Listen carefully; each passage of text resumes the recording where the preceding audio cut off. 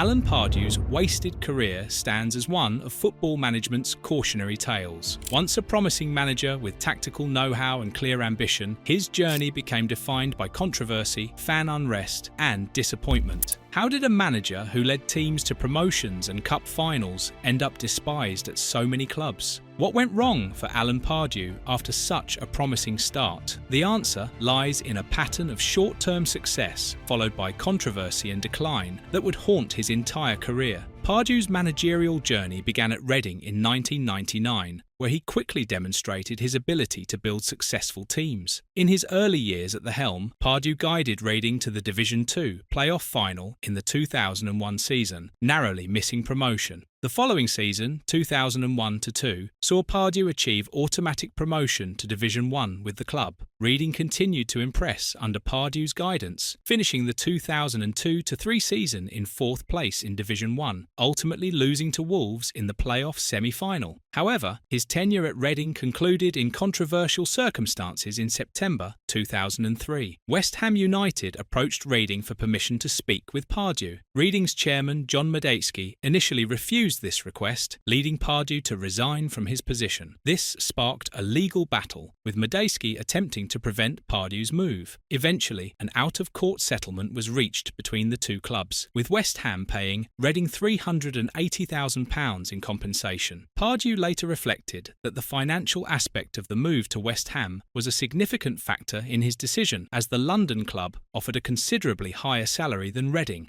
This early episode showed Pardew's ambition, but also hinted at the controversial departures that would mark his career. Following the resolution of the legal issues, Alan Pardew was officially appointed as the manager of West Ham United in October 2003. His first season in charge at Upton Park saw West Ham reach the Championship playoff final, only to suffer defeat against his former club, Crystal Palace. However, the following season, 2004-5, proved to be a success as Pardew guided the Hammers to promotion back to the Premier League via the playoffs. The 2005-6 campaign was particularly memorable for West Ham under Pardew. The team finished 9th in the Premier League and reached the FA Cup final, their first since 1980. The FA Cup final against Liverpool was a thrilling encounter, with West Ham leading 2-0 and 3-2, before eventually losing on penalties after a 3-3 draw. Despite this heartbreaking loss, Pardew had established himself as a manager capable of success at the highest level. Yet, even during this period of achievement, the first signs of Pardew's recurring issues appeared. In March 2006, he had a public dispute with Arsenal manager Arsene Wenger after criticising Arsenal for not fielding English players in a Champions League match, leading to Wenger accusing Pardew of xenophobia. Their rivalry continued with touchline clashes during West Ham's games against Arsenal, highlighting Pardew's confrontational nature. The summer of 2006 saw the controversial signings of Argentinian internationals Carlos Tevez and Javier Mascherano. Despite the high expectations surrounding their arrival, Pardew struggled to integrate the South Americans into his side. The team's form suffered in the 2006-7 season, and following a poor run of results and the club's takeover by an Icelandic consortium, Alan Pardew was dismissed as manager in December 2006.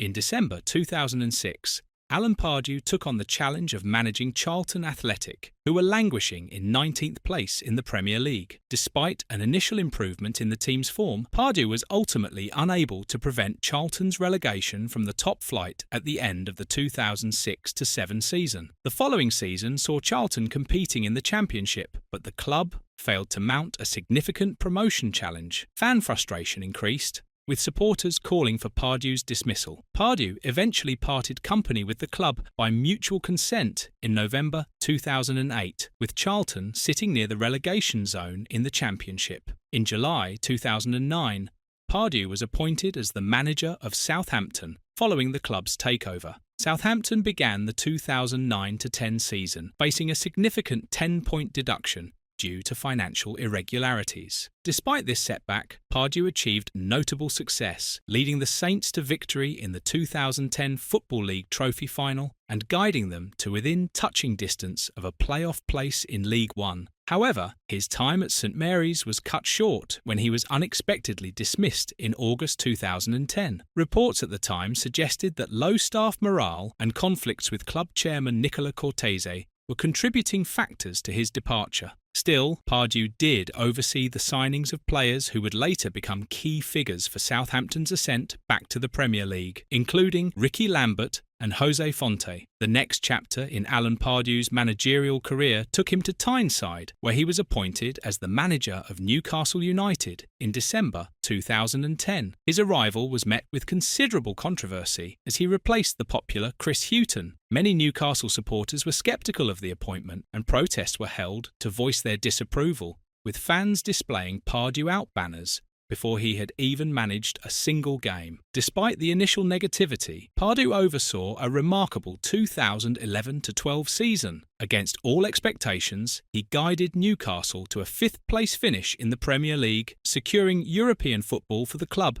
for the first time in several years. This achievement earned him both the Premier League Manager of the Season and the LMA Manager of the Year awards, seeming to vindicate the Newcastle board's controversial decision to appoint him. However, the seasons that followed were marked by inconsistency and a decline in results. Fan discontent grew once again, fueled by poor performances and the sale of key players like Johan Cabaye. Pardew's time at Newcastle was also marred by several controversial incidents that damaged his reputation further. These included pushing an assistant referee in August 2012, which resulted in a 2-match touchline ban and a £20,000 fine, verbally abusing Manchester City manager Manuel Pellegrini in January 2014, and most notoriously headbutting Hull City player David Mailer in March 2014, resulting in a 7-match ban and a £60,000 fine. Amidst the ongoing fan unrest, with Pardew out campaigns and protests becoming a regular feature at St James's Park, Alan Pardew departed Newcastle United in December 2014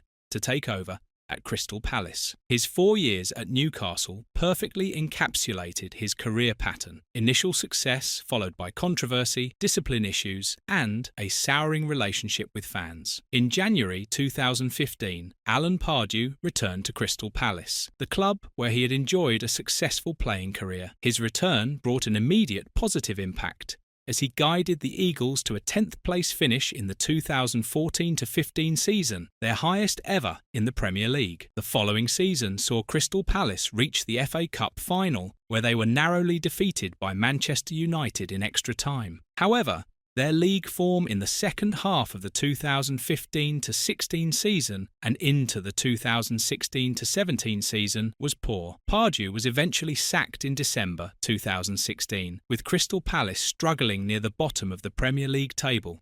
During this period, Pardew faced criticism from players regarding his tactical decisions and man management. Reports emerged of players like Lee Chung-yong criticising Pardew's seemingly random substitutions and tactical confusion. In November 2017, Alan Pardew was appointed as the manager of West Bromwich Albion, succeeding Tony Pulis. His tenure at the Hawthorns was brief and largely unsuccessful. The team continued to struggle under his management, and his win record was poor, winning just 3 of 21 matches for a dismal 14.29% win rate, the worst of his managerial career. His time at the club was further overshadowed by the infamous Taxigate incident in Barcelona. During a mid-season training camp in February 2018, 4 senior West Brom players allegedly stole a taxi in the early hours of the morning after a night out.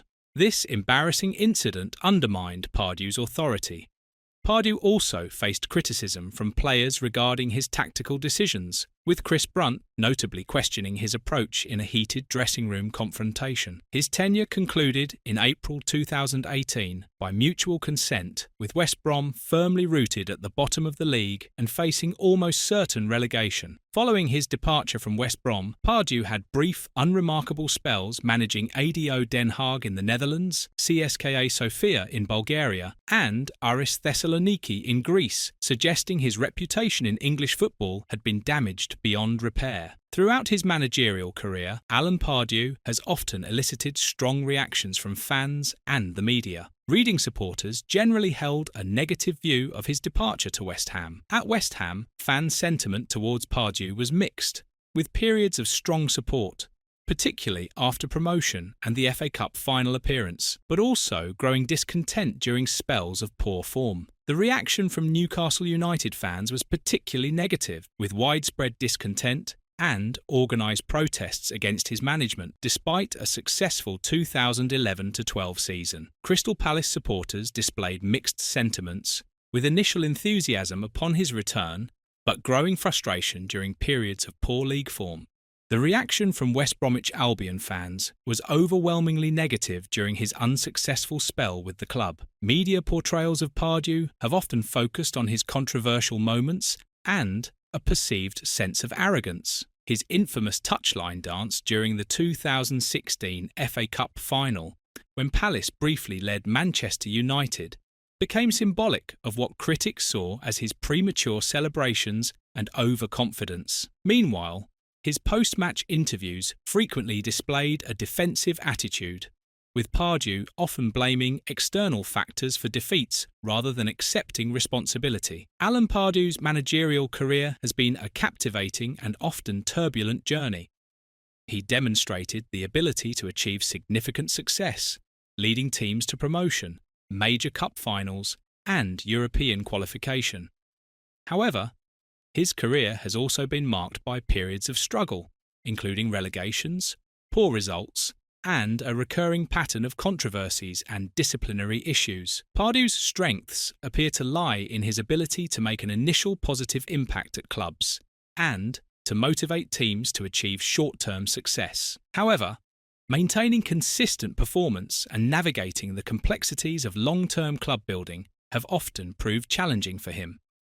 His involvement in numerous high-profile controversies has undoubtedly contributed to the polarised opinions surrounding his management. Ultimately, Alan Pardew's legacy in football management is one of a talented but often divisive figure whose career has been a roller coaster of highs and lows. What began with such promise at Reading eventually descended into a cautionary tale of wasted potential.